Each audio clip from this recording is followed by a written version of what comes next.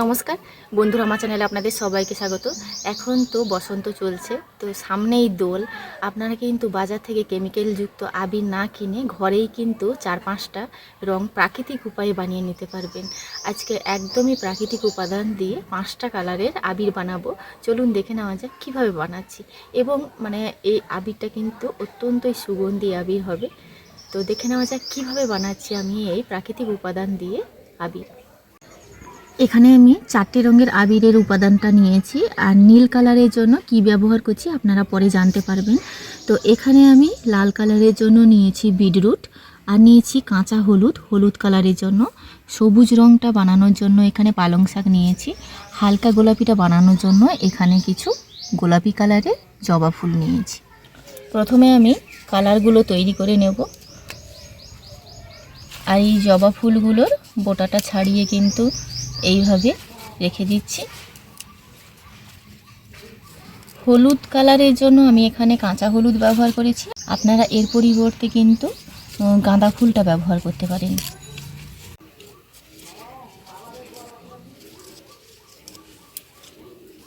এইটা বাদ দিয়ে দিচ্ছি।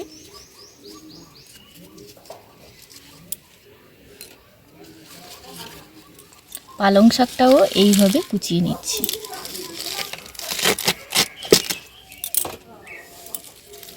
প্রথমে সমস্ত কিছু এইভাবে রেডি করে নিচ্ছি, তারপর আলাদা আলাদা করে সব কিছু পেস্ট করে নেব। হলুদগুলো এইভাবে ছাড়িয়ে নিচ্ছি। কাঁচা হলুদ যেহেতু নিয়েছি, একটু ডিপ কালার বানাবো। যদি হালকা হলুদ কালার বানান সেক্ষেত্রে কিন্তু গুঁড়ো হলুদ আর দেওয়ার প্রয়োজন নেই। আমি এই কাঁচা হলুদের সঙ্গে অল্প 1 চামচ গুঁড়ো হলুদ দিয়ে পেস্ট করব। এতে আমি 2 চামচ গুঁড়ো হলুদ ব্যবহার করছি। এই বিটরুটটা যে নিয়েছে, বিটরুটটাও কেটে নেব। কেটে একটু গ্রেটারের সাহায্যে গ্রেট করে নেব, পেস্ট করতে সুবিধে হবে।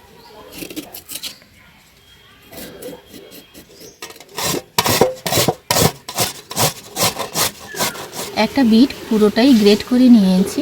এটা আর ব্লেন্ডারে দেওয়ার প্রয়োজন নেই, এটা হাতের সাহায্যে চিপিয়ে নেব। তো প্রথমে ভেবেছিলাম আমি ব্লেন্ডারে দিতে হবে, কিন্তু হাতের সাহায্যে চিপিয়ে নিলে অনেকখানি রস বেরোবে। তো এটা আর ব্লেন্ডারে দিয়ে নিয়ে এটা রান্না হয়ে যাবে। পালং শাক, জবা ফুল আর হলুদ এগুলো আলাদা আলাদা করে সবগুলো আমি ব্লেন্ডারে ব্লেন্ড করে নেব। এটা পালং শাকের পেস্ট, এটা জবা ফুলের পেস্ট, এটা হলুদের পেস্ট, আর এটা হলো বিটরুটের রস। এখানে আমি নিয়েছি অ্যারারুট, 5-6 চামচ করে অ্যারারুট নিচ্ছি। প্রথমে বিটরুটের কালারটা তৈরি করে নেব।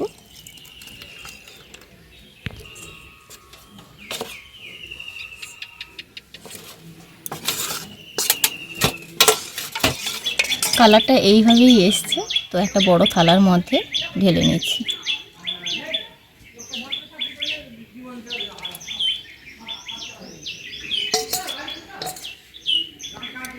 একটু পাতলা রেখেছি যাতে ডিপ কালারটা আসে। এবার আমি এই সবুজ কালারটা নিয়ে নিচ্ছি।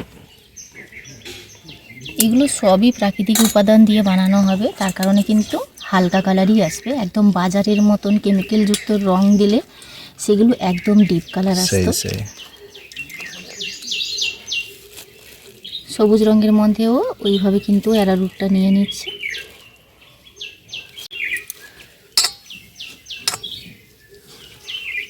এইভাবে গুলে নিয়েছি। এটাও একটা প্লেটে ঢেলে নেব।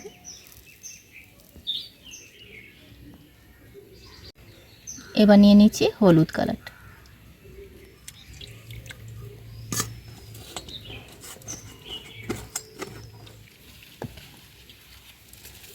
হলুদ রসের মধ্যেও ওইভাবে কিন্তু 4-5 চামচ অ্যারারুট নিয়ে নিচ্ছি।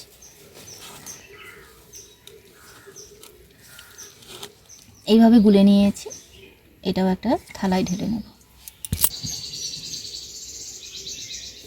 এবার নিয়ে নিচ্ছি জবা ফুলের কালারটা। এটা তো বাটার পরে একটা থকথকে ভাব আসবে। জবা ফুলের রঙের মধ্যেও এটা দিয়ে দিচ্ছি।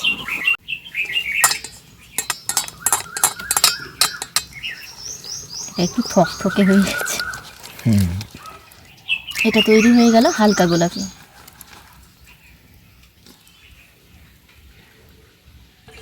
এবার আমি শেষে ব্লু কালারটা বানাবো।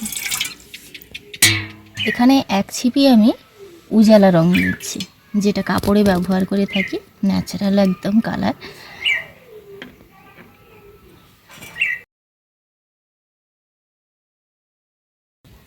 এর পরিবর্তে আপনারা কিন্তু ওই যে অপরাজিতা হয় না, ওটা ব্যবহার করতে পারেন। হ্যাঁ, সেক্ষেত্রে এরকম কালার আসবে না।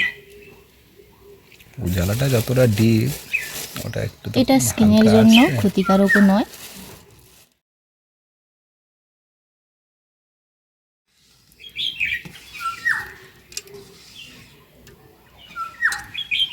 এটাও একটা থালায় ঢেলে নিলাম। আর আমি একটু পাতলা বানাচ্ছি, কালারটা যাতে একটু ডিপ আসে। ন্যাচারাল মানে কালার এগুলো অতটা ডিপ হবে না, যদিও পাতলা করার কারণে একটু মানে তুলনামূলকভাবে ডিপ হবে। এগুলো চড়া রোদে এইভাবে দিয়ে দিয়েছি, একদমই চড়া রোদে 24 ঘন্টা আমি রেখেছি। তো আপনাদেরকে দেখাই কত সুন্দরভাবে শুকিয়ে গেছে এগুলো। যখনই দেখবেন ওপর থেকে এইভাবে ফেটে গেছে, তার মানে কিন্তু আবিরগুলো হয়ে গেছে।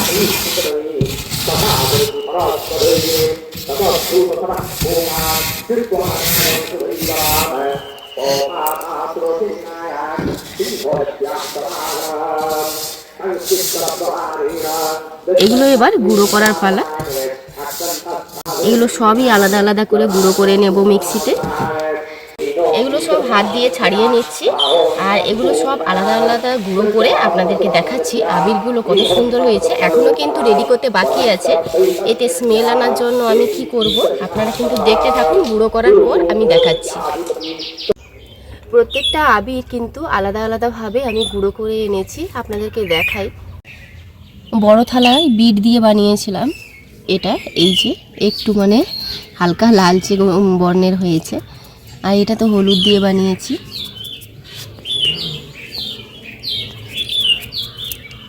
এটা উজালা, এটা তো এই যে জবা ফুল, আর এটা পালং শাক। এখানে স্মেলের জন্য আমি এখানে পন্ডস পাউডার ব্যবহার করছি। প্রত্যেকটাতে কিন্তু আমি মিশিয়ে নেব।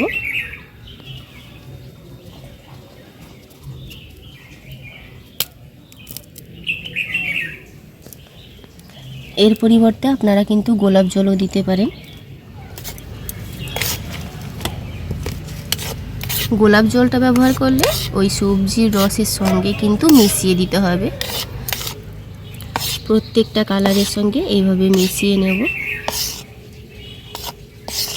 এত সুন্দর, সত্যি বাজারের কেনা আবির মনে হয় হার মানবে।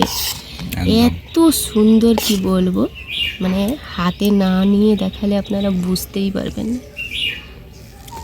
সুন্দর, হয়তো বাজারের কেমিক্যালযুক্ত কালারগুলো অনেকটাই তীব্র থাকে, এটা একটু হালকা হয়েছে আর কি।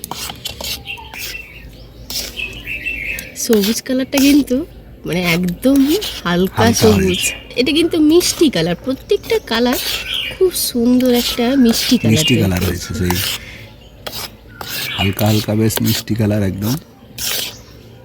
সবথেকে মানে প্রত্যেকটা কালার কোনোটাই মানে চোখ ফেরানোর উপায় নেই। এই যে হালকা গোলাপি কালারটা এত সুন্দর এসছে। আমি সব কাগজের মধ্যে নিয়ে নিচ্ছি এই থালা থেকে, দিলে ঢালতে সুবিধে হবে।